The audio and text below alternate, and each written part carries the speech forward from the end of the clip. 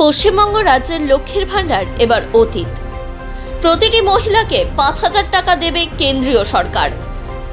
মোদি শুরু করলো নতুন প্রকল্প।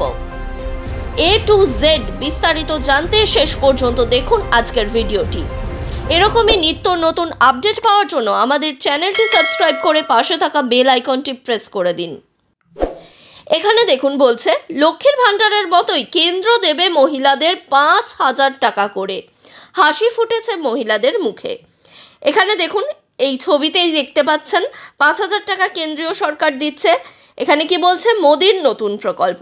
তাহলে দেখে নেওয়া যাক আবেদন পদ্ধতি।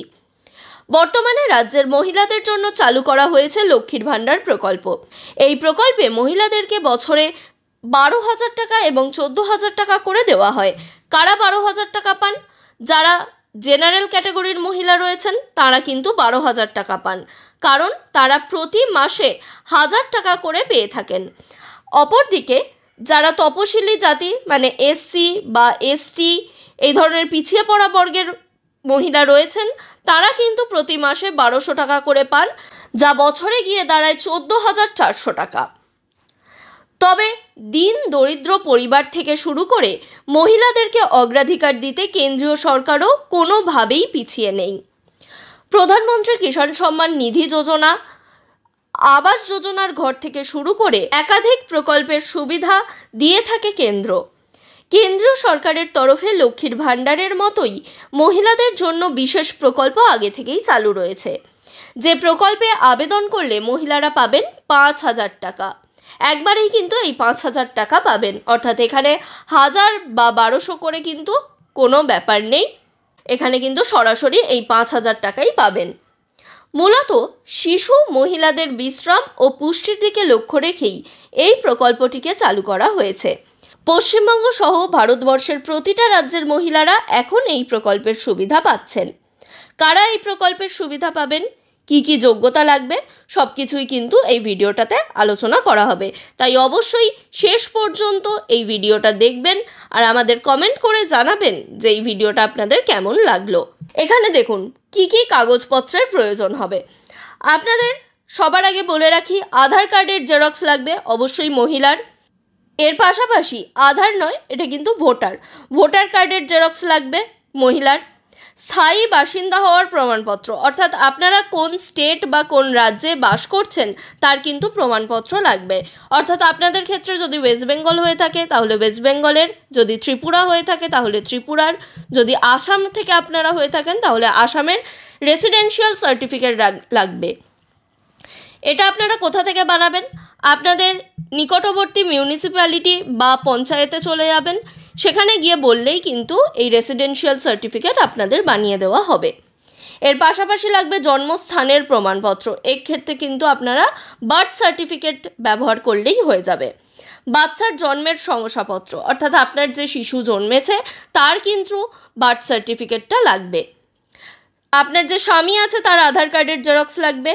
সেন্টারের কার্ডের জেরক্স, অর্থাৎ আশাকর্মীদের থেকে পাবেন টিকাকরণ বা স্বাস্থ্য কার্ড, এই স্বাস্থ্য কার্ড কিন্তু আপনার লাগবে।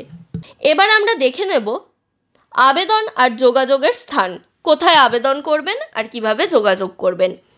এই প্রকল্পে আবেদন করতে বিশেষ কিছুর প্রয়োজন হয় না।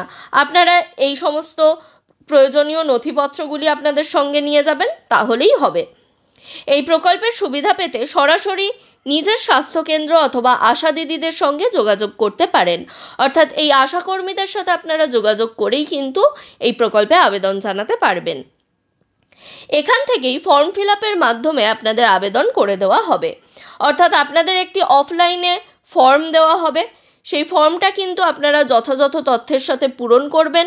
পূরণ করার পর আপনারা ওখানেই প্রয়োজনীয় সমস্ত ডকুমেন্টের সাথে জমা করে দেবেন, তাহলেই কিন্তু আপনারা এই প্রকল্পে আবেদন জানিয়ে ফেলবেন।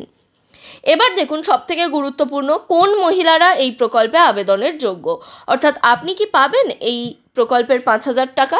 দেখে নিন, গ্রাম থেকে শুরু করে শহরের যে কোনো এলাকার মহিলারাই এই প্রকল্পে আবেদন করতে পারেন। তাহলে এখানে কিন্তু আবেদনের ক্ষেত্রে সেরকম কোনো বিধিনিষেধ নেই যে গ্রামের মহিলারাই পাবেন। এখানে কিন্তু গ্রামের মহিলারাও যেমন পাচ্ছেন তেমন কিন্তু শহরের মহিলারাও পাচ্ছেন। কেন্দ্রীয় সরকারের চালু করা প্রধানমন্ত্রী মাতৃবন্দনা যোজনা বা মাতৃ সুরক্ষা যোজনার অধীনে মূলত শিশু সুরক্ষা ও শিশুদের স্বাস্থ্যের দিকে বিশেষ নজর দেওয়াই এই প্রকল্পের মূল উদ্দেশ্য। এই প্রকল্পের মাধ্যমে গর্ভবতী মায়েদের দেখাশোনার জন্য 3টি কিস্তিতে মোট 5,000 টাকা প্রদান করা হয়। তাহলে কারা পাবেন? এই গর্ভবতী মায়েরা কিন্তু এই প্রকল্পের টাকা পাবেন। তবে মনে রাখতে হবে, সর্বোচ্চ 2টি সন্তানের জন্যই এই প্রকল্পের টাকা পাওয়া যাবে। অর্থাৎ একটি মহিলা 2টি সন্তানের জন্য 6টি কিস্তির মাধ্যমে মোট 10,000 টাকা পর্যন্ত সুবিধা নিতে পারবেন। আপনারা কিন্তু দুবারে 6টা কিস্তির মাধ্যমে টোটাল 10,000 টাকা কিন্তু পেয়ে যাবেন। এবার দেখে নেওয়া যাক 3টি কিস্তিতে কিভাবে টাকা পাবেন। গর্ভবতী হওয়ার 150 দিনের মাথায় অর্থাৎ 5 মাসের মাথায় আপনারা কিন্তু 1,000 টাকার কিস্তি পাবেন। এরপর গর্ভবতী হওয়ার 180 দিনের মাথায় মানে 6 মাসের মধ্যে 2,000 টাকার আর একটা কিস্তি পাবেন। তাহলে দেখুন এখানে 1,000 আর 2,000 মিলিয়ে আপনারা কিন্তু টোটাল 3,000 টাকা পেয়ে গেলেন। এরপরে শিশু সন্তান জন্মের পর বাকি টাকাটা ব্যাংক অ্যাকাউন্টে দেওয়া হবে। বাকি তাহলে কত থাকছে? 2,000 থাকছে। এই 2,000 টাকা কিন্তু শিশু সন্তান জন্মের পর আপনাকে সরাসরি দেওয়া হবে। তবে কিছু ক্ষেত্রে দেখা যায় এই টাকাগুলি কিস্তি হিসেবে না এসে সরাসরি এককালীন ব্যাংক অ্যাকাউন্টে জমা করা হয় সরকারের পক্ষ থেকে। অর্থাৎ আপনি ধরুন এই কিস্তি হিসাবে 3 ভাগে পেলেন না, আপনার কাছে সরাসরি আপনার শিশু সন্তান জন্মের পর টোটাল 5,000 টাকা আপনার ব্যাংক অ্যাকাউন্টে ক্রেডিট হয়ে যাবে। তাহলে একেবারেই ডিমোটিভেটেড হয়ে যাবেন না, এই প্রকল্পে আবেদনটি সেরে ফেলুন। আর আবেদনের সাথে সাথে এই টাকার ভাগটাও কিন্তু আপনারা পেয়ে যাবেন, সেটা কিস্তির মাধ্যমে হোক অথবা এককালীন অবস্থায়। আজকের ভিডিওটা আপনাদের যদি গুরুত্বপূর্ণ লাগে তাহলে অবশ্যই আমাদের চ্যানেলটা সাবস্ক্রাইব করবেন। আর আপনাদের চেনা জানা মানুষের কাছে এই প্রকল্পের সুযোগ সুবিধা পৌঁছে দেওয়ার জন্য অবশ্যই এই ভিডিওটা শেয়ার করে দেবেন।